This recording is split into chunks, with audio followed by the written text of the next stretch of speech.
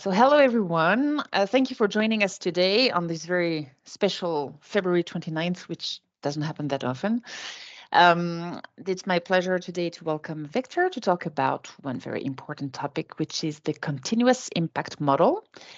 So I will start by introducing us. So I'm Melanie. I'm Senior Manager for Quality and Accreditation for HEADway Advisory. And my guest today is Victor, who's Membership Director for Association of MBAs and Business Graduate Association as well. So I work for HEADway Advisory, which is a firm specialized in higher education and research and education in general, I would say. Our firm has been around for 12 years now, and 12 or 13 years close, and we specialize in all types of subjects, types of matters.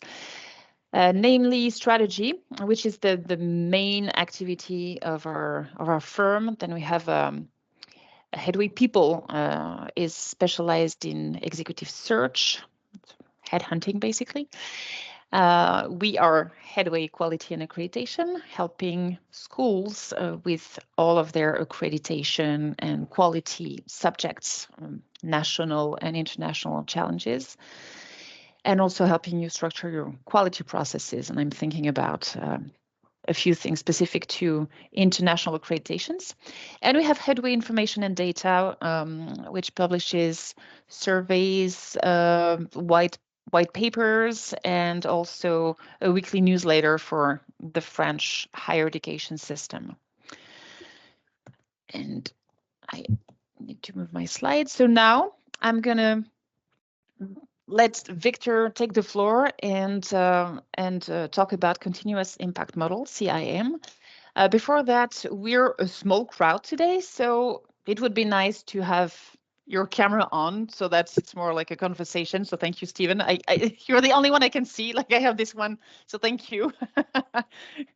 And then if you have any questions, you can use the conversation tab, or you can just raise your hand or whatever, and then open your mic and then you can ask your questions. So I will stop sharing my screen, and Victor, I will let you introduce yourself and share your screen. Wonderful. Well, thank you so much, Melanie. I really appreciate it. I can see some faces here, so that's really great. And as Melanie said, do feel free to interrupt me anytime during the webinar. So very quickly about myself, I'm the membership director here at AMBA and BGA. My contact details are here. I've been with the organization for about 8 years now, so worked quite extensively with business schools in the higher education industry. So it's a great industry to be in, and very glad to be able to participate in webinars such as these. Just let me interrupt you for 1 second, because when you join the conversation, your mics are on. So if you can turn your mics off, namely Celine and thank you. And I'm not gonna say the next name because he just turned his mic off. So we're good. Thank you. Fantastic, fantastic. Well, just very quickly about ourselves, we are a membership and accreditation agency for business schools.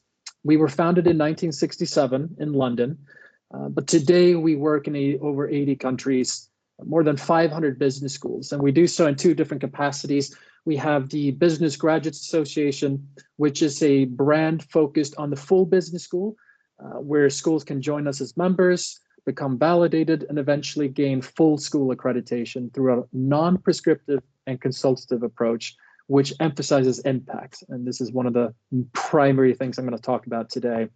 And then we have our AMBA accreditation, which you probably have heard of, is our MBA-specific portfolio accreditation. And so together we accredit the top 2% of business schools in the world, which we're very proud of doing. So let's talk a little bit about impact, and what do we actually mean by impact is the first thing that we're going to talk about today. And then the second thing is, how do we actually even measure impact?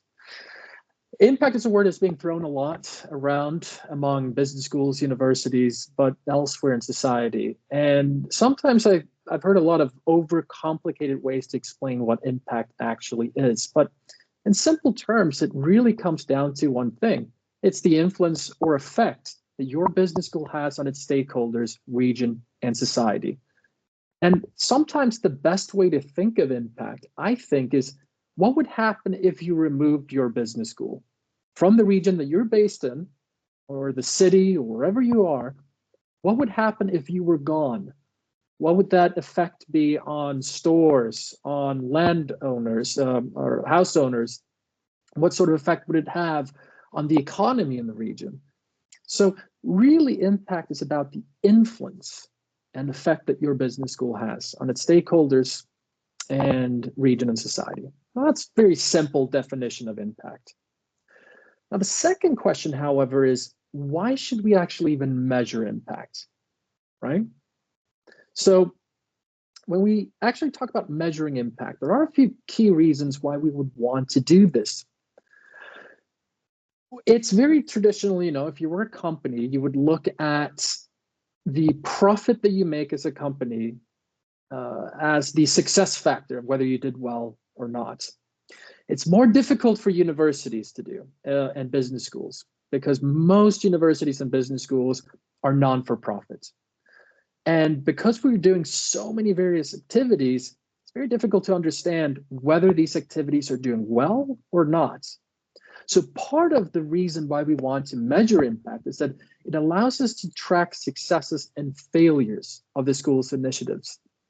So if you have launched a new alumni service for your alums, and you're tracking, what the engagement is like, whether they actually end up coming back to the school for guest lectures, or whether they're communicating with each other, and you find out that actually they're not doing anything at all. Well, maybe then we know that we need to do something different about how we engage that alumni group. And this brings me to the second point, which is to leverage the results to form a feedback loop. So if you're tracking various initiatives of your school, and perhaps some of them are not doing so well, you can leverage this in a feedback loop. And what do we mean by this? We mean that if this alumni group that you've set up is not working out as you hoped it would, maybe there's some key learnings that you can take back and say, well, hang on a second. What if we tried to run a couple of events with them here at our campus to really get them to engage? Or maybe if we have a full-time person dedicated to forming these relationships with our alums, maybe that's what we need to do. And so this feedback loop is really important to understand whether the school is actually delivering on these initiatives that it offers. And then what's really neat about impact too is it allows the school to actually define the strengths and its unique selling points or unique value proposition. So if you do an impact analysis and find out that, well, hang on a second, we're really good at delivering digital marketing courses and getting people to work at some of the top marketing companies in the world, well, then you know that this is a unique value proposition of your school, and you can really emphasize this in your marketing collateral, in how you communicate to stakeholders.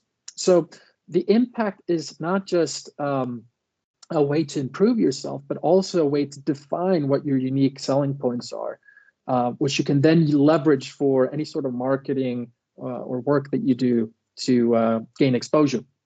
So I would say these are the three reasons why we would like to measure impact, right? So that's all said and done. But how do we actually measure impact? And that's kind of the key thing. And it can be quite difficult, because when you ask someone to measure impact, they will do a lot of different ways. They will look at several different ways to see, well, we do impact this way, and here's how we measure it. And it can get quite confusing. And this was a big problem when we launched BGA accreditation back in 2019, because one of the major aspects of BGA accreditation is measuring the impact of the school. And so the big problem, the conundrum that we had was, well, how are we going to create a standardized form or format for schools to measure their impact that we can act upon? Because if there's no standardization at all, how can you compare one school to the other? And that was a big issue for us. And that's one of the reasons why we came up with this model called the Continuous Impact Model, or CIM.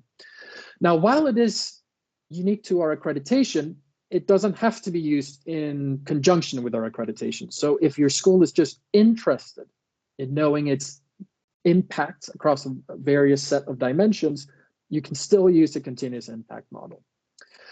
So what we did with the Continuous Impact Model is that we have these different dimensions, 6 different dimensions that focus on different aspects of the business school. So you have intent, which is about the mission and objectives of the school. You have the graduate achievements. What are the achievements of your graduates? Quite self-explanatory. We have the value creation that you create for the region and your stakeholders. Scholarship is the research that the school produces. Ecosystem is the partnerships and how the school leverages partnerships to create value. And society is the giving back part. It's what schools are doing to give back to society, whether it's in small or big parts, where it could be, for instance, giving students who are from disadvantaged backgrounds the ability to study at your school by giving them a big scholarship, for instance. So these are the different dimensions that we look at when it comes to the continuous impact model. The unique thing about this is that it allows a school to fixate on certain dimensions that they're really good at. There might be some schools that are very research intensive. So for instance, if you look at this particular school in front of us, they would be very strong in scholarship and perhaps very strong in ecosystem because they leverage their relationships with other institutions to produce research that helps inform governments, companies, society in general about what's happening, whether it might be the economy or it might be an understanding of what's happening in the financial markets. A university can produce research that adds a lot of value. And so this particular school, for instance, would have a lot of focus on scholarship and ecosystem. And if we turn that around, let's say you're a school that is teaching focused. And so graduate achievement and value creation are some of the most important parts for your school. Well, then in that case, you would focus on developing impact metrics purely in those areas for the most part. But the point I'm trying to get across here is that no single school will have the exact same impact metric as the other. The impact metrics that you create will be unique to your institution. And some schools who are teaching-led will be more focused on the graduate achievements and value creation versus a research-led institution, which may have more impact focused on scholarship and ecosystem. And maybe some schools that are really about giving back to society, like some of the Indian business schools that we know of. I'm thinking in particular of SP Jain Institute of Management and Research in Mumbai, and they do a lot to help their society. And so they may have a lot of impact metrics under society. But the key point here is everyone will have a different impact metric. And this is what makes the continuous impact model somewhat unique for institutions.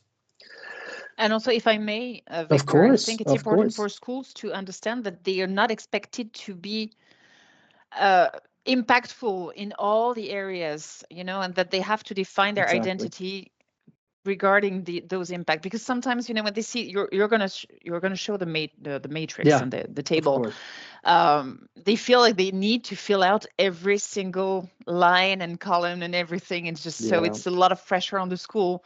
So it's important. And if you don't mind my going towards my shifting to ACSB, which has that impact standard, you know, in the new standards, same thing. You need to focus on 1 or 2 areas you're really good at and just stick with it and just make your case for those specific impact subjects. Absolutely. And that's what we're trying to say.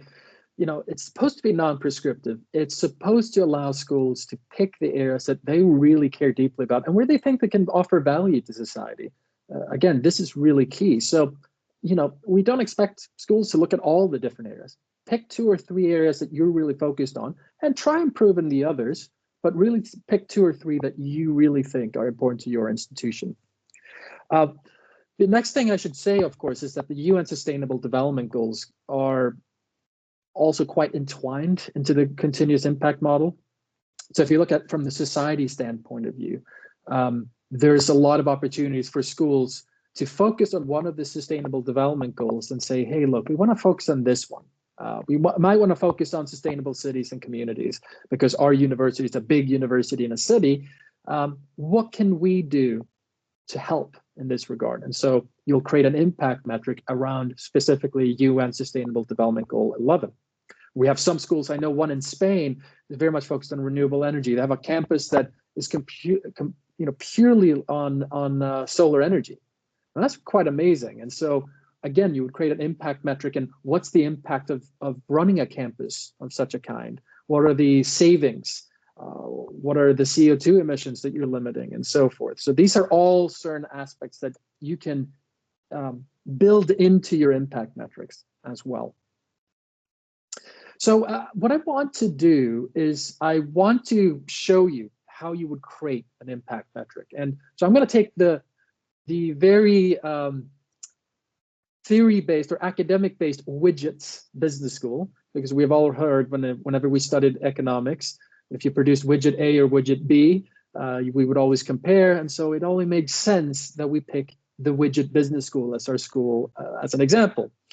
And so what I want to do is I want to focus specifically on two areas, or maybe one actually, which would be the value creation part. And let's say that for this particular example, widget business school is really caring about how it creates value for its region, and it wants to create an impact metric within this value creation. So we zoom into the value creation, and let's define this a little bit further. Remember, value creation is a measurable value a school is creating for itself and its primary stakeholders, very simply put. Now, how does the framework actually look like? Well, we start with an input, which is a sort of quantitative amount. It could be financial figure. It could be amount of time you put in. Then you do an activity with that particular input. You get direct tangible output from that, the direct results of doing the activity. The outcome is the looking at from the entire framework, from input to output. And impact is the final effect that you have. So let's define these even further. And yeah, as I said, we want Widget Business School to measure their impact on employers in the region. So let's say they're working with, there are a lot of corporates in the region. These are leading corporates. And let's say the Widget Business School really wants to demonstrate some sort of impact and value for these corporations in the region. Now let's look at these that I just gave you. And I'll go by each one by one so we really remember what these stand for. So remember, input is the investment made on the institution's part of achieving the desired targets. As I said, this need not be a financial figure, but a quantitative figure does help. It makes it much easier to track. Then you have the activity, the actions taken with the given inputs, right? We have the output, which is the direct tangible results from the activity. Then we have the outcome, which is the change as a result from the input and activity. And finally, the impact, which is the actual influence or effect your business school has had on its stakeholders, region, and society. Okay? So let's start simple. Let's start with 1 year. Remember, we said in this example, we wanted the business school to really focus on building relationships with corporations. And maybe what this business school offers is a set of tailored executive education courses for corporations. They know the corporations are struggling. They know that they can help them. So we take 1 year and we look from one end of the framework to the other. And we start with the year, let's say it's year 2018. We go to the inputs. The input is that the school has decided to put in 150,000 euros to a relationship building budget, okay? So what do they do with this 150,000 euros? Well, the activity is broken into two parts. 120,000 is used as a travel budget to meet corporates in Paris and run events for them and so forth. 30,000 might be to do 3 events to market the school. And then you have an appendix where you provide more details with regards to how these activities were made and the actual breakup of the financial figures. Again, I'm trying to very stress that this is a very simple example, but it's just to get the point across. Once the school has done this activity, you get the output. The output here is that you've gained interest from 34 different corporations in the region, and that 12 of the corporations have given the school contact details and said, look, we're interested in going ahead with this.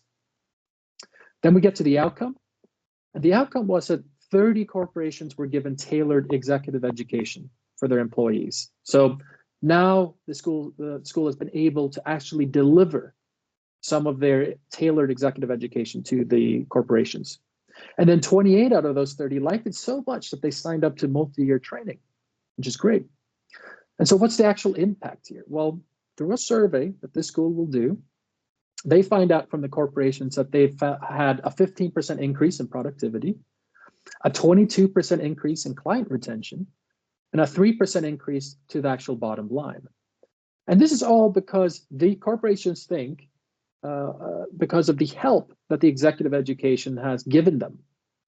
Again, a very simple example, but the idea here is to ascertain what was the value that we can create for these corporations through our tailored executive education. I have a question, Victor. Of course, go ahead, Melanie. You know, in the impact, you say 3% increase to bottom line. Would it be interesting to put it as a budget, you know, to see the return on investment over Absolutely. the 150,000? Exactly. So this goes back to the feedback loop, right? So yes, and I will get to that in a second, but might as well go to the next slide, which will show a 3-year progress here, right? So here you see 3 years. So we saw the first year, which was 2018, and that hasn't changed. And we may have the same exact relationship building budget as we had the year before, right? So it's still 150,000 euros, but maybe you decide to use that activity differently because you think that based on the ROI, based on the context you have with the school, you feel like, okay, if we did something different with this sort of budget, maybe we can get even more corporations to sign up for this particular set of tailored executive education.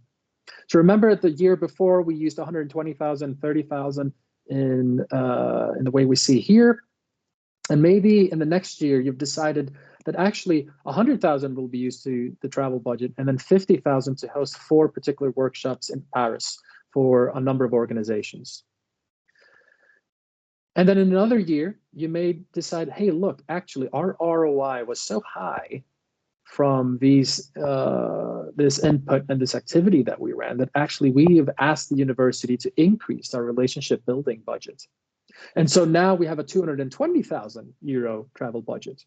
And now you can divide that into, say, a travel budget used to meet 46 corporations, and then maybe host more workshops than 4, and in Greater Paris as well. So now you have 8 workshops rather than 4. But what you'll see, of course, is that the end impact is what you're trying to measure on the schools. Now, of course, you can't fit all the information just in here. That's why you need an appendix to showcase the actual ROI.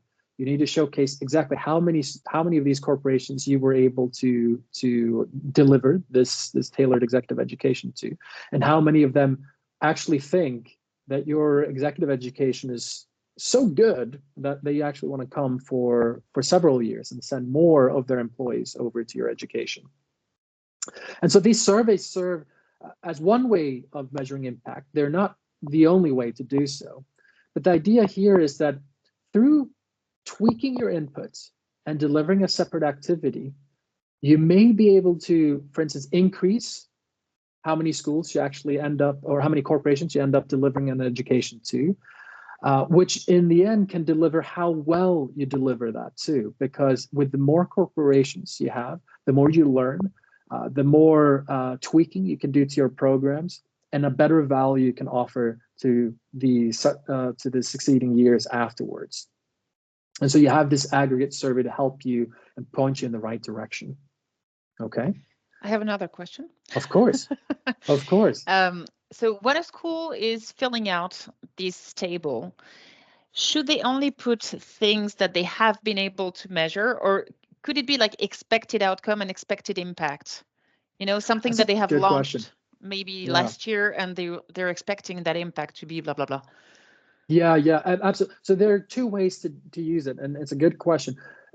It works really well to get an understanding for how you've been doing things in the past. So obviously, if you've used a particular, let's say, inputs such as a budget or so forth, and you've measured the actual impact, it helps you tweak things for the future. But if you want to predict things, you can do so as well. You just have to be aware that you have to be very much on top of how things might change as you get. So let's say you're launching a new MBA program that's for the healthcare industry. Well, and you expect that you should have a certain sort of impact based on the sort of activity that you undertake. The key thing, of course, will be that when you actually have launched it and when you actually start getting the results in and your numbers in, that you tweak your model as it goes on. So it can be used as a forecasting tool as well, of course, where you want to be. And that's no I think it could problem be at all. interesting because then the school knows what to look for, Yeah, in exactly. terms of output, outcome, and impact, rather than, launch something and just See do it what because, happens. Yeah, yes, I know. exactly. I know. See what happens. Absolutely. But if you put it in that table right away, say, okay, we're doing this because we expect that result, and that outcome and that impact, then it helps you also see if you're still on track. And like you said, you might need to tweak a bit depending on the output. But Yeah, I think it can absolutely. help you stay in line of your objectives. Yeah, absolutely. So, and that's why when we do the accreditation for schools, one of the first things we ask is what are your objectives, right? Because what's the point of measuring the impact if you don't have a clear objective, whatever the activity might be, whether that might be launching an alumni service, or it might be launching a new program, or helping out society in different ways. Having an objective will allow you to understand why you're trying to get to that particular impact. And then it allows you to tweak your input and your activity to get that desired impact, right?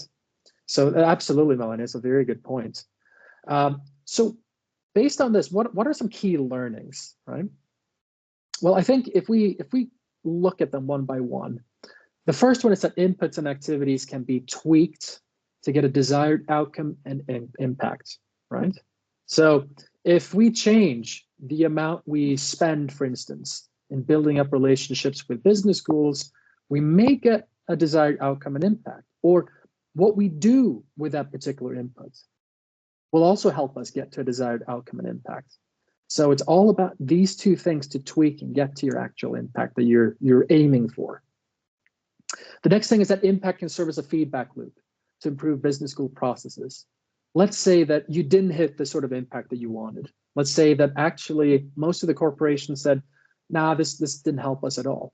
Well, maybe the input is wrong. Maybe the money shouldn't go into building up relationships, but maybe it should go into hiring better professors for the program, or people with experience who can run a very good tailored executive education program. And so if you don't meet the sort of desired impact that you're looking for, well, you can use that as a feedback loop to improve. And then you can have a senior management meeting, and you can discuss, look, we didn't really get to where we wanted to go. Here's some suggestions on what we can change as an institution to actually get to the desired impact that we're looking for. And then finally, outcome and impact can help inform the business school where its strengths lie and support its unique value proposition. So if the school is doing really well and you can see that through your impact, well, then hey, we've got something that we're doing really well. We should promote this in our marketing, on our website, to prospective students, to employers, whoever our stakeholders are. Okay. So these are some key learnings. And if we look at the table, the impact is supposed to serve as this feedback loop. Okay, so I just showed a very simple and easy to understand example. But let's say the impact was quite terrible. Let's say the aggregate survey showed that actually there was no increase in productivity, there was no increase in client retention, and in fact, bottom line has stayed pretty much the same, and no one was really happy with that education. Well, then for 2019. Go to the next year, we may say, well, actually, maybe 150,000 shouldn't go into the relationship building budget. Maybe we're spending way too much money on just acquiring clients rather than spending the money on actually improving the program. okay? So the impact serves as a great way of understanding whether you're actually delivering to those objectives that you've set up. And eventually, let's say, I'm sorry, yeah, of course. if you're talking about the quality of the programs, for example, and you also need to have all sorts of measure and indicators about, satisfaction surveys and everything. Should they appear in maybe in the appendix? Yes, yeah, Yeah. absolutely. So they should absolutely. I mean, the surveys on the satisfaction and so forth would be the actual would be the outcome. Actually, would be before the impact, because the impact is what's happened as a result of doing the entire program, right? So if you have surveys in your program, put them in an appendix section in the outcome, and show, well, this is what the businesses thought about the actual education that they went through, and what they felt could be improved, what could be tweaked, and then the actual impact shows whether that education end up helping them at all. So they may have certain opinions on the education, but they might not be all negative. And in fact, it might still have been so helpful that it has helped those companies to do better or deliver more in their respective areas. So we always say, appendix is key. An organized appendix under each of these sections, from input to impact, is a great way to keep everything organized, so that anyone, if say you left, let's say you were the accreditation manager at your school and you left, whoever comes in can easily find everything and go, okay, well, here was our input. Here's the appendix that shows the inputs. Excellent. Here was the impact. Maybe it wasn't so good. What can we change? So it's an easy way to lay everything out. We have a question. I think, Stephen, it's better if you unmute and just ask, because it's a long question.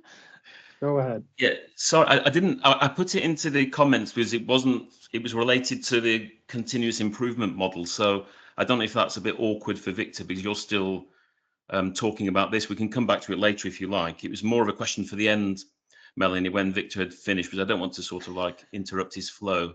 Okay, sorry. Unless he's quite happy to answer. I mean, but it's I think it might interrupt what you're demonstrating at the moment, Victor. So it's probably not a good time to ask the question. Well, just let me know. I mean, I will I will finish not so long from now. So I'm happy to answer any questions afterwards. Absolutely. Okay. All right. Just reach your hand,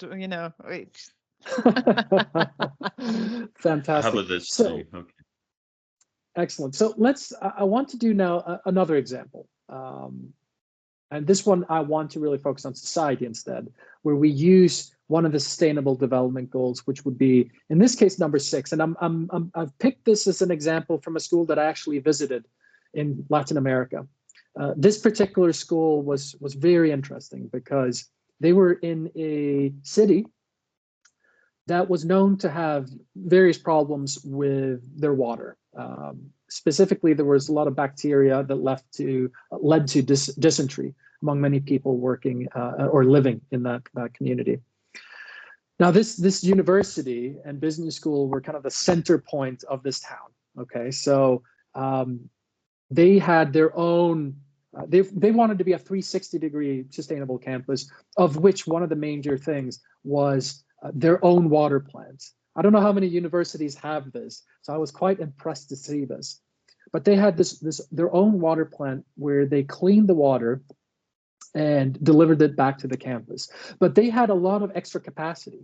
And so what they wanted to do is work with the community to clean the water and sanitize it for an X amount of homes. Now, I don't have the particular numbers, so I've had to create an example which models what I learned when I went to this particular school. But it was really fascinating. So let's take this society as an example, and let's take the UN Sustainable Development Goal number 6. And let's say that they've invested now an extra 500 million pesos in the water filtration system so that they can do extra capacity. And then through this, they direct 20% towards a local community, and they have, again, an appendix showing how that was done. The actual output would be 45 million liters of clean water per month, which would lead to an outcome where 500 individuals in the community are given clean water. Again, see the appendix for where these individuals live and around the university. And then the actual impact. And this is kind of the amazing thing. And this is not, you know, a made up story, although the numbers, of course, I've created myself. The story itself is true. And the impact of that story was that women all of a sudden were able to take courses, to launch their own businesses and so forth, because they were no longer focused on having to go to a separate town to get clean water alongside with their children, right? So now you have people who can enter the workforce, take education, many of which decided to do so at the university itself, right? So that's an amazing impact. And then, of course, you have the 95% reduction in dysentery cases. If I remember correctly, it was even higher than that. So if you really want to show your impact, this is an excellent way to do so.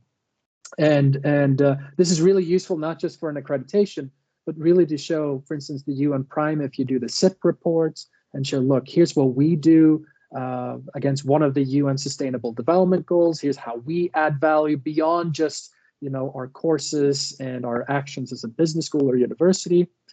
So that's a fantastic way to showcase. And you could do this, again, year by year and show how things have changed. You may have decided to invest more in a filtration system. You may redirect more towards local community, whatever it is. But again, you can demonstrate what your impact is. And maybe your goal is that, look, we have this filtration system and we are at overcapacity. What can we do to help our neighboring community? So again, very, very powerful to use with the UN Sustainable Development Goals. And again, the key learnings, the same as before. We have the inputs and activities. It could be tweaked to get a desired outcome and impact. The impact can serve as a feedback loop to improve the business school processes.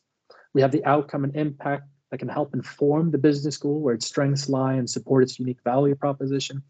And then finally, which is really, really important, I think, is that multiple years are required to eventually see the changes. So if you get an impact and you want to tweak things, it will require several years of the school doing this. And that's why when, for instance, when we do accreditations, we really emphasize that this is a journey, right? Nothing is going to be perfect the first time you get accredited or the first time you do this. It's about understanding, okay, this is where we are now, and this is where we want to be. What do we need to tweak? And what are the results going to be from tweaking whatever our inputs and activities are? And, you know, sometimes things work really well, sometimes they don't. And that's the whole point. It's really to help the school find a direction that really creates value for the society and beyond. And we've found schools that never did any sort of impact metrics to go, my goodness, do we really not deliver at all on all these several objectives that we've promised before? And it's kind of an eye-opener for a lot of those institutions. So yeah, I think it's a great tool for every school and every type of school, not necessarily business schools, because any type of school can have an impact on some level, you know.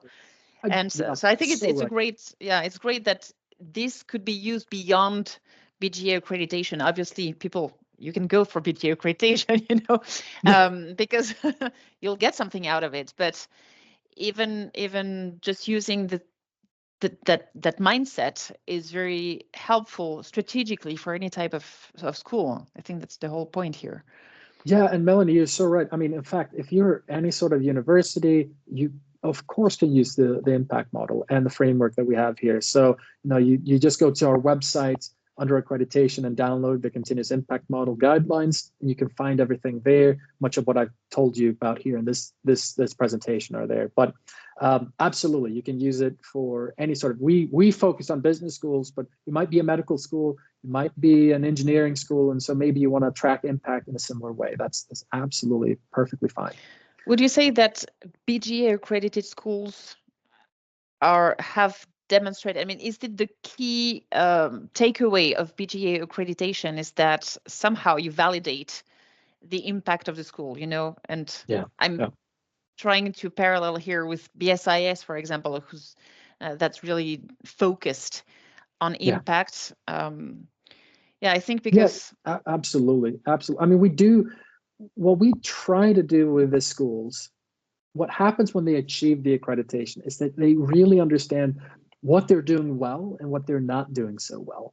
And it gives them a direction to follow on. Now, so it's so common that a lot of schools will focus on way too many things. that they just don't have the resources for, just to tick a box. And we say, actually, we don't really care about the ticking of boxes. What we care about is focus on 2, 3 things that you do really well and do them even better, okay?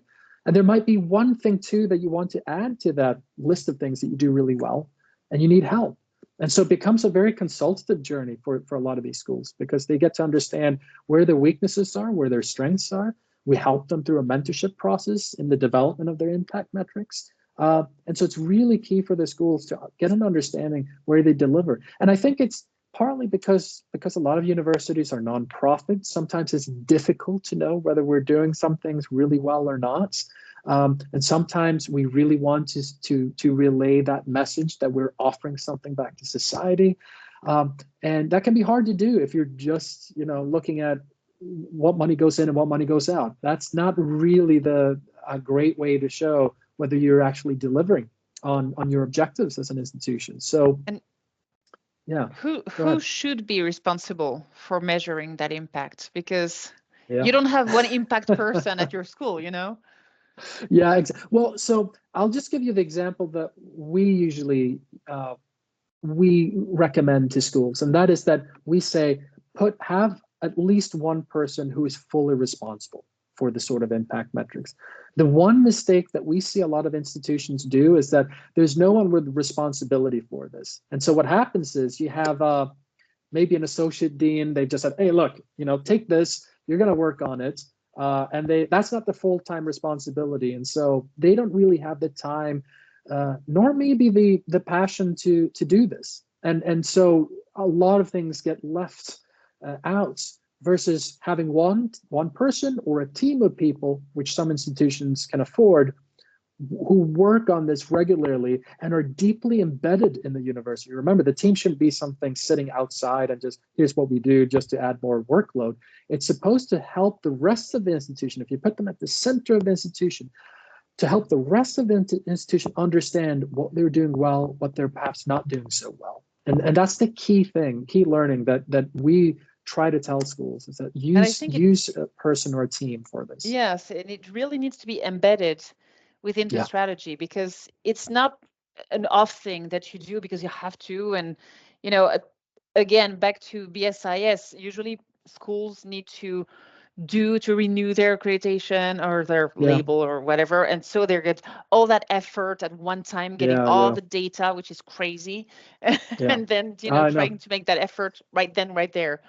But I think it's important, and that's why I also like the CIM, is that it has more a strategic take to it, and but it needs to be adopted really by the top management team as a way of doing things. Could you unshare your screen, because then we can have the questions on a larger. Thank you. Do that right now. Fantastic. So now, Stephen, you can ask your question. Am I allowed back in? I've put 3. I've got many more, Victor, but I don't want to. Of course. I've been paid to do this, by the way. He's the question asker for every webinar. No, it's super interesting. I mean, one of the reasons I've got quite a lot of questions, because I work mostly for quite an unusual organisation, which is AMBER accredited, a DBA program, and one of my questions about the 6 dimensions is what I've written in the chat box of the CIM. We measure, I'm not going to bore everyone with our story, but we do measure on an ongoing basis the impact, because it's a 4-year program, the ongoing impact of the program on the student. Now, I didn't see, and it's not saying that I'm just interested in, and it's really important because it is continuing education, and there's a lot of development goes on, as you're more likely aware, on DBA programs and on other types of programs, on the ongoing development of students. And I wondered how that level of impact on the student built into the CIM. Yeah. It's perfect question. I mean, we do have, one of the dimensions is focused on graduate achievement, and that doesn't necessarily mean they got a job when they finish their program. Graduate achievement can relate to anything in that journey of learning for the student. It might have been, for instance, they've been able to carry out a certain type of activity that they weren't able to do before, or allowed them to maybe they're a DBA student who is working at a corporation, And so now they know, hang on a second, I know how to do this, whatever thing is. Let me bring that back to my company and bring that up to our senior management team. And so the graduate achievement dimension is all around what the students get out of the courses or programs that the school offers. Okay, so the participant student aspect is built into the graduate achievement. Okay. Yeah, all right. Absolutely. Okay. Yeah. Okay, thank you. You had another question. Oh, but I don't want to monopolize. I was just interested to know if it'd be really interesting to know if you've got any examples of mostly online education providers achieving BGA accreditation, because obviously there are challenges there. There are certain types of impact which are going to be diminished or even non-existent. Yeah. I mean, just if you've got examples of, or not. I mean, doesn't matter. It's just out of interest, personal interest. That's a good question. Actually, we don't have any institutions that have achieved accreditation yet. We have a couple who are in the process, actually, who are purely online schools, actually.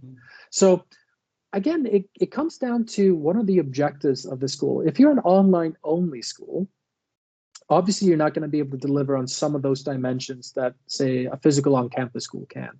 But maybe there's certain things that you can do, for instance, when it comes to delivering value to people who can't afford to study in a particular country or go to a particular country, but you're still offering really good value for money education.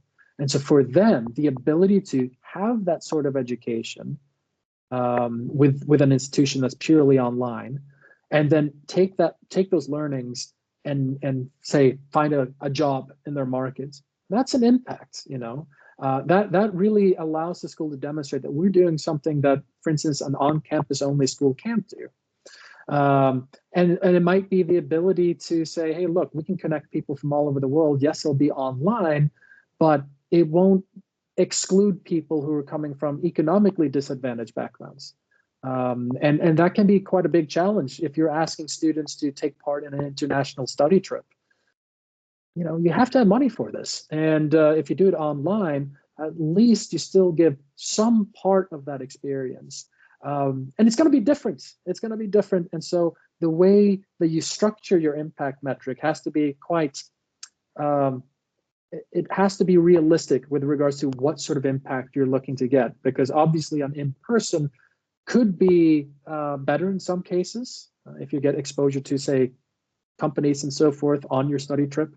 But in other cases, what would the alternative be if you couldn't do it at all, online or in person? So that's why in the beginning of the conversation or the presentation, I mentioned what would happen if you removed your school. Sometimes a good way of thinking about impact is just removing you from the picture and say, would things change, or would they actually be worse? In many cases, there actually are worse. And then we know, okay, well, there is some impact. Now, what is that sort of impact, and what can we do to make it even better? So absolutely, yeah. Okay, thank you. And I think your third question was the one that I asked.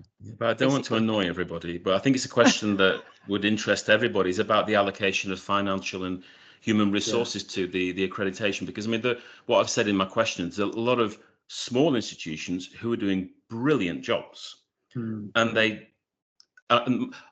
The thinking behind my question is this in some respects to the advantage of larger institutions who have the resources to allocate to the accreditation, where there are the schools who are in some ways are perhaps more impactful if you take the size of the school compared to what they actually achieve.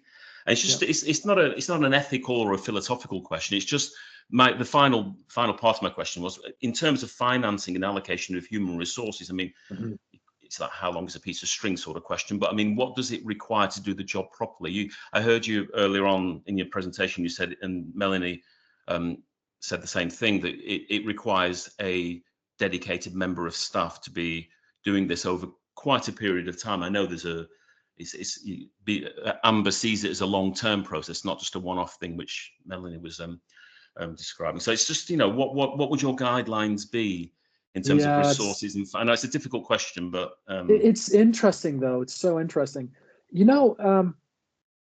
We've had some schools who are very small, as you mentioned, who deliver some really fantastic impact. And you're right. The financial resources sometimes aren't there to have a dedicated staff. Now, it's a guideline. We say we recommend having a person.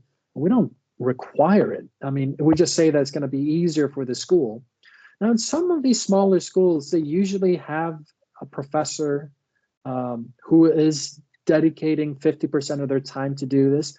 And they actually do really well in the accreditation process, and that's no problem for them. And then on a similar note, if we have a big university, some big universities, they have so many things going on, there's so much data that actually they don't know what they're doing. So we found both examples where we've had big institutions that even when they have a team, they still haven't been able to organize everything properly. And then we had small schools that don't have a team, but have been able to do so by dedicating a person maybe 50% of the time. But generally speaking, you're right that if you can afford the resources of having at least one person who can do this most of the time, it's going to make it a lot easier. I think it's good to have a quality assurance person at every institution, though, even if it's only for part-time, because quality assurance allows you, if you look at any of the big manufacturing companies or any of the big technology companies, they always have quality assurance people. And the quality assurance people's job is to ensure that, look, we have a particular issue here that we need to fix. We're supposed to identify that issue to get to the particular, let's say, impact or outcome that we're looking for. And I think universities should have the same mindset. And many do, but some, for one reason or another, have decided not to do so. But it's one of the things we recommend, but not require. I have one final question, and unless other attendees have a question. In the 6 dimensions, the first one, intent, usually leaves schools scratching their head, like, what does it mean? So could you just elaborate a little bit on that? Yeah, intent is actually easier than what most schools think. It's literally only about, why do you exist as a school, right? What is your objective as an? Is your intent to, for instance, it's supposed to help people launch a business? Is that really the intent of your business school? Is that your objective of a business school? Let's say, I'm making very simple examples here. Or is your intent as a business school to uplift a community and offer some sort of opportunity for people to study where maybe those study opportunities don't exist? Is it supposed to deliver value, international value? So for instance, if you go to this institution, you're almost guaranteed that you'll be on a multi-campus journey across the world. You take Holt University, for instance, Holt Business School, they have that sort of experience. Part of their objective is to give people this international multi-campus journey. And so what is your main objective as a business school? The funny part is that many schools do scratch their heads even when we say this, because then they start wondering, well, hang on a second, what is our actual objective? And it helps schools focus a little bit more, and it actually helps inform what the rest of your impact metrics in the continuous impact model will look like. So if you're really focused, for instance, on that part of training people to launch a business, you're obviously going to see a lot of impact metrics in the areas of graduate achievement and value creation versus, say, scholarship or maybe society. But then would you need metrics in the intent line? Because then you could double the metrics, because some of them will be redundant, I think. Let's say you say like uplift the community, then you will have the same things. I don't know. So it's how you structure it. So with intent is how well do you deliver up to your objective as a school? So your intent would be, do we actually deliver on this mission or objective that we have as a school? The graduate achievement would be, what have been the actual achievements of the students themselves, right? So you go more granular on that. So the intent tends to be more of a, take a step back and an overview of the school and how well it's actually lived up to its mission, versus, say, if you go into the graduate achievement or any of the other dimensions, you go into a lot more granular detail with regards to that particular dimension. Hopefully that answers the question. But in our guidelines, in their document, it shows exactly, what we refer to under each of the dimensions. Thank you. Does anyone have another question? No, Stephen. I see a no, nod. Stephen, you're banned. I see a nod. No, you can actually. You still have a couple of minutes. On this, I don't want to be a pain in the, what. About the SDGs, I mean, what I really like about, as Melanie says, this is non-prescriptive, but and you're not imposing upon schools that they should use the SDGs. But do you find that, because once again, going back to my work, we have a lot of African students who are highly critical of the SDGs. Super critical, saying they're not adapted at all. Do you have schools who are saying, well, hang on, we don't actually really find these suitable for what we're doing, and that we should be questioning the SDGs more than just like taking them on board like lemmings throwing themselves off the top of a cliff? It's just getting them interesting on your feedback. I'm not making a position statement or anything. It's whether you've got feedback. You're so right. In fact, the African countries have their own set of goals, to be completely honest. And we say with the SDGs, it doesn't have to necessarily be the SDGs, but it should be something responsible management focused, So whether it's the goals that they have in Africa, or whether it might be separate goals you have in your country that you're in, we ask some of those impact metrics to really think about the responsible management aspect. So you're so right. And we should never, I think, we are in the higher education industry. We should never take something and accept it and say that's how things are, that's how they should be. We should always question things. And so, of course, we allow schools to pick their approach, what works best for them, so long as it's more than, so long as it has that responsible management aspect in it, whether it might be helping, impoverished students, or it might be, do the water filtration example. It's an extreme one, but it's a true one too. So those are the sort of things that we ask schools to think about. But the water filtration, yes, it's quite unique.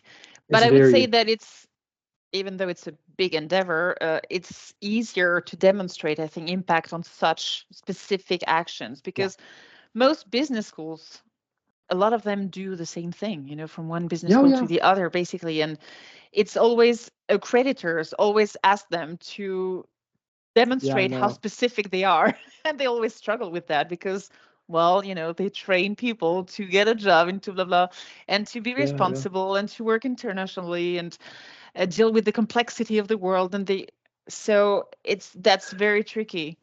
But it is one of the things that we have noticed, that schools now have to find a niche. They have to find something that makes them stand out from the other institutions. I was in Miami just last month. We hosted a workshop there for some of the US business schools that we work with. And what was interesting is everyone is trying to find, how can we differentiate? How can we stand up from those? Because we're all doing the same thing. And so this is, I think now we're seeing more and more schools take this question seriously. What can they find that makes them stand out? Some schools, for instance, may decide to align themselves more towards a certain industry. So if you work a lot with, say, the pharmaceutical industries, you have strong ties there, you may say, actually, we're going to double down on this. We're going to really build programs suited for people who want to work as healthcare professionals and need a management degree. Some institutions are becoming a little bit more focused on, say, the mode of education, how you deliver your education. So it might, instead of lectures and so forth, it might be all based on simulations. And so they're really about getting that practical aspect of education into the programs. No textbooks, none of that. We're doing all experience-based education. So it allows schools to think about, okay, if everyone is doing the same thing, what can we do differently? And again, this is key of why we did focus on impact and BGA accreditation, because the big complaint that accreditations, ourselves and everyone else, have been that we talk about everyone being different, but the accreditations force everyone to be kind of the same. And so we said, actually, to help schools really stand out, we need to give them the sandbox to operate in the way they feel works best for them.